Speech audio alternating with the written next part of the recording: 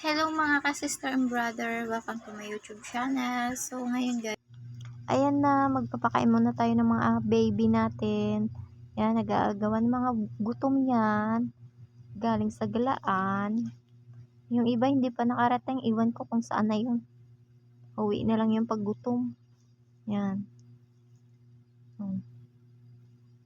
Gutom mga baby, kumain kayo mabuti ha, para mabilis kayo lumaki, tapos mag-away-away kayo pag gutom. So, ayun na nga mga brother and sister, yan, kumakain na.